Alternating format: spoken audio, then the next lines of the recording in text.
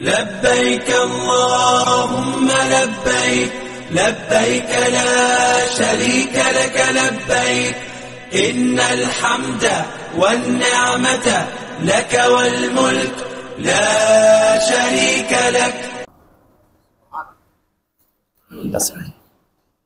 এই হলো বাইতুল্লাহ। এর সাথে আমাদের অস্তিত্বের সম্পর্ক। এই জন্য আল্লাহ রাব্বুল আলামিন এই বাইতুল্লাহর উপরে যেহেতু আল্লাহ পাক রব্বুল আলামিনের তাজাল্লি, মানুষের অন্তরে আল্লাহ পাকের একটা প্রেম আল্লাহ পাক দিয়ে রাখছেন। সৃষ্টিগতভাবে আল্লাহ পাক রব্বুল আলামিন মানুষের অন্তরে আল্লাহ পাকের ভালোবাসা দিয়ে রাখছেন। আল্লাহর ভালোবাসাটা মানুষের অন্তরে বিল্ট ইন, জন্মগতভাবে সৃষ্টিগতভাবে আল্লাহ পাকের ভালোবাসা আছে। ভালোবাসার একটা দাবি হয়, যাকে আপনি ভালোবাসেন তার সাথে সাক্ষাৎ না হওয়া পর্যন্ত ভালোবাসার পূর্ণতা লাভ করে না। ভালোবাসা যখন আস্তে আস্তে গভীর হতে শুরু করে, এই ভালোবাসার গভীরতার শেষ পরিণাম কি? একজন আরেকজনের সাথে কি করা? সাক্ষাৎ করা। সাইয়্যিদুনা মূসা আলা নবিয়িনা আলাইহিস সালাতু ওয়াস সালাম আল্লাহ রাব্বুল আলামিনের সাথে দুনিয়াতেই কথা বলতেন। কথা বলতেছেন তো বলতেছেন, এক পর্যায়ে কথা বলতে বলতে প্রেম জমছে, ভালোবাসা যখন প্রগাঢ় হয়ে গেছে, একসময় মুসা আলাইহিস সালাম আর থাকতে পারেন নাই। আল্লাহকে বললেন, রব্বি আরিনি আনজুর ইলাইক, ও আল্লাহ আমাকে একটু সুযোগ দেন, আমি আপনাকে দেখব। বলেন না সুবহানাল্লাহ। আরিনি আনজুর ইলাইক ক্বালা লান তারানি, আল্লাহ বলেন, না মুসা আমাকে তুমি দেখতে পাবা না, ওয়ালাকিন ইনজুর ইলাল জাবালি ফাইন ইসতাকাররা মাকানাহু ফাসাউফা তারানি। এইজন্য বলছিলাম ভালোবাসার দাবি হলো, শেষ পরিণতি হলো যে শেষ পর্যন্ত সাক্ষাৎ হওয়া। আমাদের সাথে আমাদের রবের সাক্ষাৎ হবে। সাক্ষাৎটা আল্লাহ রাব্বুল আলামিন জান্নাতে দিবেন। কিন্তু দুনিয়াতে একজন প্রেমিক তার প্রেমিকের সাথে সাক্ষাৎ না করে থাকতে পারে না। যে মাওলাকে, যে মালিককে আমরা ভোর রাত্রেও সেজদা দিয়েছি, যে মালিকের জন্য আমরা ফজরের সময় আরামের ঘুমকে ত্যাগ করেছি, জায়নামাজে আমি সেজদায় লুটিয়ে পড়েছি, দুপুরের সময় কর্মব্যস্ততাকে বাদ দিয়ে যে মালিকের সামনে কুদরতি কদমে আমি লুটিয়ে পড়েছি, আসরেও আমি লুটিয়ে পড়েছি, মাগরিবেও আমি সেজদায় গিয়েছি, এশারেও আমি গিয়েছি, সেই মালিককে দুনিয়াতে দেখব না? যে মালিক আমাকে এত সুন্দর করে বানাইলেন, সৃষ্টি জগতের সবচেয়ে সুন্দর বলে আমাকে ঘোষণা দিলেন, যে মালিক আমাকে এত কুদরতি ভাবে লালন পালন করলেন, তার যে মুহাব্বত আমার অন্তরে দিলেন, তার সাথে আমি সাক্ষাৎ করতে চাই।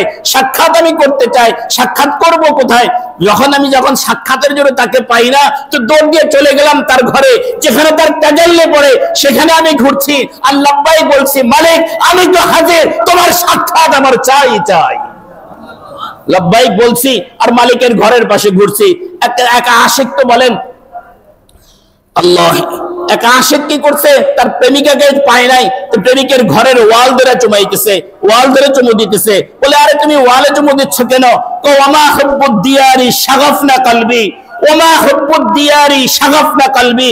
বলে, এই ওয়ালের ভালোবাসা আমার অন্তরে জায়গা করে নাই, বলেন ওয়ালাকিন হুব্বু মান সাকানাদ দিয়ারা। বলে, আমি ঘরের ওয়ালে তো চুমু দিচ্ছি এই জন্য যে ঘরের ভিতরে যে বসবাস করে তার ভালোবাসা আমার অন্তরে জন্ম নিয়েছে।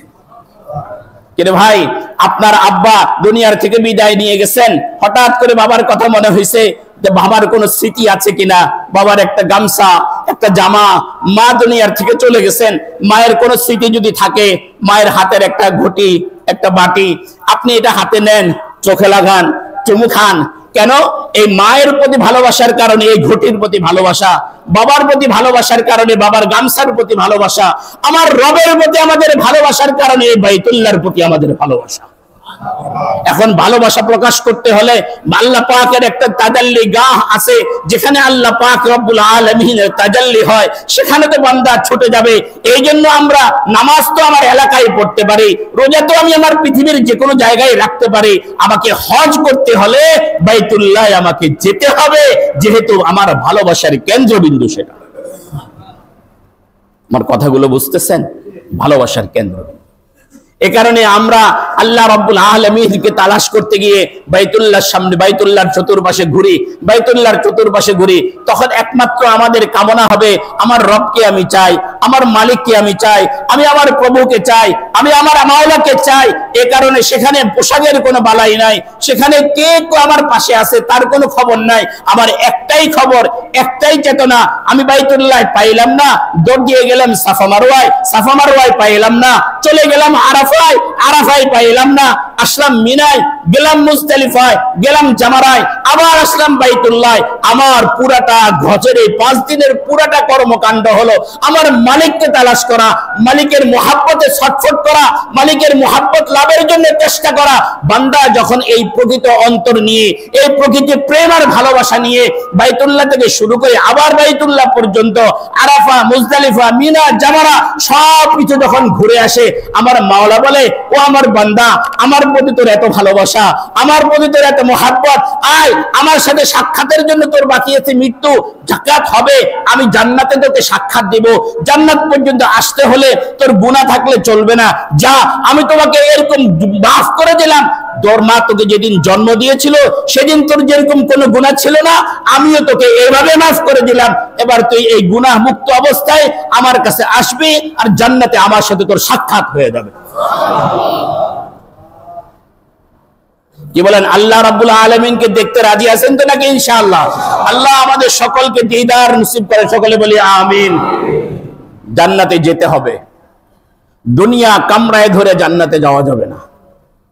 আল্লাহ রাব্বুল আলামিন আমাদেরকে, যাদেরকে আল্লাহ পাক রব্বুল আলামিন হজে যাওয়ার এবছর তৌফিক দিয়েছেন, আল্লাহ তাদেরকে তাদের হজগুলোকে কবুল করে নেন, সকলে বলি আমিন। আল্লাহ পাক রব্বুল আলামিন যে মাফ করে দেওয়ার যে ওয়াদা করেছেন, সকলকে আল্লাহ পাক রব্বুল আলামিন এভাবে মাফ করে দেন। আর আমরা যারা এখনো যেতে পারি নাই, কখনো গেছি, সামনে আবারও যেতে চাই, আল্লাহ পাক আমাদেরকে বারবার তার ঘরে যাওয়ার তৌফিক নসিব করেন, সকলে বলি আমিন। আল্লাহ, হজ কবুল হয়েছে কিনা, আমার গুনাহগুলো মাফ হয়েছে কিনা, এটা বোঝার একটা আলামত উলামা ইকরাম বলেছেন, বুজুর্গানে দিন বলেছেন, সেটা হলো এই, হজে যাওয়ার আগে তোমার গুনাহ যে পরিমাণ ছিল, হজ থেকে আসার পরে যদি কমে যায়, গুনাহ যদি ছেড়ে দিতে পারো, তাহলে বুঝে নিও তোমার হজটা কি হচ্ছে, কবুল হচ্ছে। কিন্তু হজে যাওয়ার আগেও তুমি যেরকম গুনাহ করেছো, হজ থেকে আসার পরেও তোমার গুনাহ যদি ওই পরিমাণ থাকে, তাহলে তো তোমার হজ তো হজ হয় নাই, এটা তো লোক দেখানো হয়েছে। আমাদের অনেকে চালাক আছে, চালাক কিছু মানুষ আছে চালাক। চালাক হলো এই, সবাই ইতিহাস শুনে রাখছে, হাজরে আসওয়াদে যদি চুমু দেয়া যায়, তাহলে জীবনের সব গুনাহ হাজরে আসওয়াদ কি করে নেবে। এখন আমার কাছে পয়সা আছে, গুনাহ করব, প্রতি বছর যাব আর চুমু দিব, আমার গুনাহ কি হয়ে যাবে? ঠিক আছে না?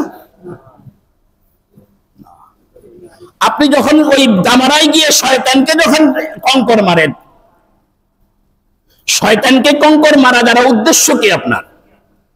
কেন শয়তানটাকে কঙ্কর মারছেন আপনি? যে এই জায়গাটাই শয়তান ইব্রাহিম আলাইহিস সালামকে ধোঁকা দিয়েছিল। ইব্রাহিম খলিলকে শয়তান ধোঁকা দেওয়ার কারণে তার প্রতিবিম্ব হিসেবে আল্লাহ পাক রব্বুল আলামিন সেই জায়গায় আমাকেও আপনাকেও হজে যাওয়ার পরে সেখানেও শয়তানকে কঙ্কর মারতে আমাকে নির্দেশ দিলেন। উদ্দেশ্য কি? বলে এই শয়তান যেরকম আমাদের বাবা ইব্রাহিমকে ধোঁকা দিয়েছে, আমাকেও তো প্রতিনিয়ত ধোঁকা দেয়। কি বলেন? শয়তান ধোঁকা দেয় না আমাদেরকে? কয়বার দেয় দিনে? অসংখ্য অগণিতবার। ইব্রাহিম আলাইহিস সালামকে ধোঁকা দিয়েছিল 3 বার, 3 জায়গায়, যার কারণে আল্লাহ পাক রব্বুল আলামিন এই পাথর মারার ব্যবস্থা রাখলেন। তো এখন আমাকে আর আপনাকে যে শয়তান প্রতিনিয়ত কয়েকশো বার, কয়েক হাজার বার, কয়েক লক্ষ বার দৈনিক ধোঁকা দিচ্ছে, ওই শয়তানকে আমার কতবার পাথর মারা দরকার? এখন কথা হলো, আপনি শয়তানকে পাথর মেরে আসলেন, বললেন এই শয়তান তোর কারণে আমার জিন্দেগি বরবাদ, তোর কারণে আমার আখিরাত বরবাদ। এখন সেখানে যদি আপনার নিয়তটা যদি পাক্কা না থাকে যে আমি আর জিন্দেগিতে তোর ধোঁকায় পড়বো না, তোর পাল্লায় আমি আর পড়বো না, এরকম যদি পাক্কা নিয়ত যদি না থাকে, তাহলে ওই শয়তান তখন যখন ঢিল মারেন, শয়তান তখন হাসে। হজ তো আমরা অনেকেই করি, কিন্তু কতজন হজের ফায়দা নিয়ে ঘরে ফিরে আসতে পারি? মানে এই হজটা এত বড় আমল, এত বড় নেক আমল, জানেন? নবীজি বলেন, একজন হাজী যখন ঘরে আসতেছে, ফিরছে, ওই হাজী ঘরে ঢোকার আগে তার সাথে তুমি সাক্ষাৎ করো, তার কাছ থেকে তুমি তোমার গুনাহগুলো মাফ করে আনো। আপনি হাজী সাহেবের সাথে সাক্ষাৎ করবেন, কারণ হাজী সাহেব এখন গুনাহ মুক্ত অবস্থায় কি করতেছেন? ফিরতেছেন, ওনার কোনো গুনাহ নেই। কিন্তু এখন আমাদের ব্যবস্থাপনা এতটাই জটিল, হজ থেকে ফেরার পথে গুনাহমুক্ত হয়ে ফেরাটা অনেক জটিল। আমাদের ব্যবস্থাপনাগুলো এরকম যে হজ থেকে ফিরতে আপনি গুনাহমুক্ত হয়ে ফিরতে খুব কষ্টই হয় ফিরে আসতে। আল্লাহ রাব্বুল আলামিন আমাদেরকে হেফাজত করেন, বলেন না আমিন। এই বাইতুল্লাহ এটা এতটা দামি জায়গা, বলে প্রতিদিন আল্লাহ রাব্বুল আলামিনের 100টা রহমত এটার উপরে নাজিল হয়। যারা শুধুমাত্র এই ঘরের দিকে তাকিয়ে থাকে, শুধু তাকিয়ে থাকে, তো আল্লাহ রাব্বুল আলামিন তাদেরকেও 20টা রহমত দান করেন।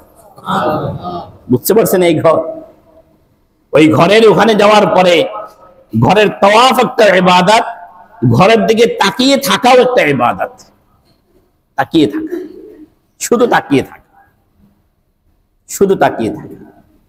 যখন তাকাবেন কল্পনা করবেন আল্লাহ পাকের রহমত এখানে বর্ষিত হচ্ছে, আমিও জানি সেই রহমতের কিছুটা ছিটাফোঁটা যেন পেয়ে যায়, কিছুটা ছিটাফোঁটা যেন পেয়ে যায়। এই ঘরের সাথে আল্লাহ পাক রব্বুল আলামিন সাইয়্যিদুনা ইব্রাহিম আলাইহিস সালাতু ওয়াস সালামের ইতিহাসকে যুক্ত করে দিলেন। ইব্রাহিম আলাইহিস সালামের সাথে আমাদের সম্পর্ক যুক্ত করে দেওয়ার কতগুলো সূত্র আছে। একটা সূত্র হলো আল্লাহ পাক রব্বুল আলামিন তাদেরকে মুসলিম জাতির পিতা বানাইলেন, মিল্লাতা আবিকুম ইব্রাহিম, এই একটা সূত্র। আরেকটা সূত্র হলো আমরা যে মুসলমান যে আইডি ব্যবহার করি, যে নামটা ব্যবহার করি, এই নামটাও ইব্রাহিম আলাইহিস সালামের রাখা, হুয়া সাম্মাকুমুল মুসলিমিন। দুটো সূত্র। যে দিন আমরা পালন করি, এই দিনের একনিষ্ঠ দিন যেটা পালন করি, এটার মূলটা আল্লাহ পাক হযরত ইব্রাহিম আলাইহিস সালামের ধর্ম থেকে দিয়েছেন। আল্লাহ রাব্বুল আলামিন হুকুম করেছেন ওয়াত্তাবি' মিল্লাতা ইব্রাহিম হানিফা, একনিষ্ঠভাবে তোমরা মিল্লাতে ইব্রাহিমকে অনুসরণ করো। ইব্রাহিম আলাইহিস সালামের সাথে আমাদের সম্পর্কের আরেকটা সূত্র হলো বাইতুল্লাহ, কাবাতুল্লাহ। আল্লাহ রাব্বুল আলামিন ইব্রাহিম আলাইহিস সালাম এবং ইসমাঈল আলাইহিস সালামকে দিয়ে এই ঘরটা বানাইলেন। ঘর তো অনেকেই বানায়, কিন্তু এই দুইজনকে দিয়ে আল্লাহ ঘরটা বানায়া সারা পৃথিবীর হেদায়েতের মার্কাজ বানায়া দিলেন, বরকতের ভান্ডার বানায়া দিলেন। ওই দুইজন মানুষকে আল্লাহ পাক এই ঘরের সাথে, এই ঘর যতদিন আছে, ইব্রাহিম এবং ইসমাঈল আলাইহিস সালামের ইতিহাস ততদিন আছে। বলে ওনারা ঘরটা এমন কিভাবে বানাইলেন যে কিয়ামত পর্যন্ত বাইতুল্লাহ ততদিন পর্যন্ত তাদের নামটা স্মরণ থাকবে। মূল রহস্যটা কি? মূল রহস্যটা হলো এই, ঘরটা ওনারা বানাইছেন নিজের জন্য বানান নাই, আল্লাহর জন্য বানাইছেন। কার জন্য বলেন? আল্লাহর জন্য। বলে এই ঘর বানানোর দায়িত্বটাও ইব্রাহিম আলাইহিস সালামের একটা পরীক্ষা ছিল। তাফসীর ইবনে কাসীরের মধ্যে রয়েছে আল্লাহ পাক রব্বুল আলামিন ইব্রাহিম আলাইহিস সালামকে প্রায় 30-এর উপরে পরীক্ষা করেছিলেন। কয়টা? 30টার উপরে পরীক্ষা করেছেন। বাকি এর মধ্যে 4টা পরীক্ষা ছিল সবচেয়ে বড় এবং সবচেয়ে কঠিন এবং জটিল। কয়টা? 4টা পরীক্ষা। আমার হাতে এখন সময় নাই যে 4টার উপরে কথা বলবো, একটা বলি আপনাদের। ওনার জিন্দেগিতে আল্লাহ রাব্বুল আলামিনের পক্ষ থেকে প্রথম পরীক্ষা ছিল যে উনি ওনার বাবাকে দাওয়াত দিলেন। ইব্রাহিম আলাইহিস সালাম উনি ওনার বাবাকে কি দিলেন? দাওয়াত দিলেন। বাবা যে কেমন বাবা, খালি যে মূর্তির পূজা করে তা নয়, বরং মূর্তি বানায়া বিক্রি করে। প্রত্যেক ইনকাম সোর্সটাও কি? মূর্তি বানানো। ইব্রাহিম আলাইহিস সালাম এরকম একজন মূর্তি পূজককে, যিনি নিজে শুধু খালি মূর্তির পূজা করে না, বরং অন্যদেরকেও মূর্তি সাপ্লাই করে, অন্যদেরও খোদার ডিলারশিপ যার কাছে আছে তাকে দাওয়াত দিচ্ছেন। ইব্রাহিম আলাইহিস সালাম যখন বাবাকে দাওয়াত দিচ্ছেন, ইয়া আবাতি লিমা তা'বুদু মা লা ইয়াসমা'ু ওয়া লা ইউবসিরু ওয়া লা ইউগনি আনকা শাইআ, ও বাবা, আপনি কেন এমন জিনিসের পূজা করেন, ইবাদত করেন যে শুনে না, মালা ইউবসির মালা ইউবসির ওয়ালা ইয়াসমা, দেখে না, ওয়ালা ইউগনি আনকা শাইআ, এই জীবনে কোনোদিন আপনার কোনো উপকারও করে না। বাবাকে যত রকম যুক্তি দিয়ে পরামর্শ দিয়ে ইব্রাহিম আলাইহিস সালাম বুঝাইলেন, ইব্রাহিম আলাইহিস সালামের বাবা কি বললেন? যুক্তিতে হেরে গেছে, ছেলের কথার কোনো জবাব নাই। যখন জবাব না থাকে, লাজবাব হয়ে যায়, তখন পাওয়ার খাটায়। তখন কি খাটায়? পাওয়ার খাটায়। বলে লা ইল্লাম তানতাহি লারজুমান্নাকা ওয়াহজুরনি মালিয়া, তাই তুই যদি চুপ না করস তাহলে যতগুলো পাথর আমি মূর্তি বানানোর জন্য জমা করছি এগুলো তো মারমো, আরো জোগাড় করে আর তোকে পাথর নিক্ষেপ করবো। লারজুমান্না ওয়াহজুরনি মালিয়া, তোমাকে আমি ঘর থেকে বাইর করে দেব। এখন বাবা দ্বীনের কারণে সবার আগে দাওয়াত দিচ্ছেন কাকে? বলেন বলেন, বাবাকে। বাবা দাওয়াত গ্রহণ করলেন না ঘর থেকে বের করে দেওয়ার হুমকি দিলেন? ঘর থেকে বের করার হুমকি। ইব্রাহিম আলাইহিস সালাম বললেন, বাবা ঠিক আছে, আমি ঘর ছেড়ে দেব, ঘর ছেড়ে আমি চলে যাব, তবু এই শিরিকের আস্তানায় আমি থাকবো না। এখন একজন ছেলে বাবার ঘর ছেড়ে দেওয়া শুধুমাত্র দ্বীনের কারণে, শুধুমাত্র ইসলামের কারণে, এটা এই যে একটা পরীক্ষা, এটা ছিল ইব্রাহিম আলাইহিস সালামের জিন্দেগীর প্রথম পরীক্ষা। এবং ইব্রাহিম আলাইহিস সালাতু ওয়াস সালাম এই পরীক্ষায় শতভাগ কি হয়েছেন? পাশ করেছেন। এভাবে আল্লাহ পাক রব্বুল আলামিন ইব্রাহিম আলাইহিস সালাম থেকে অনেকগুলো পরীক্ষা নিয়েছেন। 30টার মতো বললাম। ইবনে কাসিরের বর্ণনা মতে 4টা বড়, এই 4টার প্রথমটা ছিল এটা, দ্বিতীয়টা ছিল, এরপরে তিনি এখান থেকে চলে গেলেন ফিলিস্তিন, সন্তান ছিল না, আল্লাহ রাব্বুল আলামিন সন্তান দিলেন, এরপরে এই সন্তানকে বাইতুল্লাহ রেখে আসা, এটা ছিল দ্বিতীয় পরীক্ষা। সন্তান যখন বড় হয়েছে, এই সন্তানকে কুরবানি করা, এটা ছিল তৃতীয় পরীক্ষা। চতুর্থ পরীক্ষা ছিল বাইতুল্লাহ নির্মাণ করা। আল্লাহ পাক রব্বুল আলামিন যদি আমাদেরকে তৌফিক দান করেন, ইনশাআল্লাহ আগামী জুমায় আমরা কোরবানি কিভাবে ইব্রাহিম আলাইহিস সালাম করলেন, আমাদের হাতে যেহেতু কোরবানির সময় অত্যাসন্ন, ইনশাআল্লাহ ইব্রাহিম আলাইহিস সালামের জীবনের এই পরীক্ষাগুলো নিয়ে এই শিরোনামে আমরা ইনশাআল্লাহ কথা বলবো। আল্লাহ পাক রব্বুল আলামিন যতটুকু কথা হলো আজ, এই কথাগুলো আমাদেরকে বোঝার, আমল করার তৌফিক দান করেন, সকলে বলি আমিন।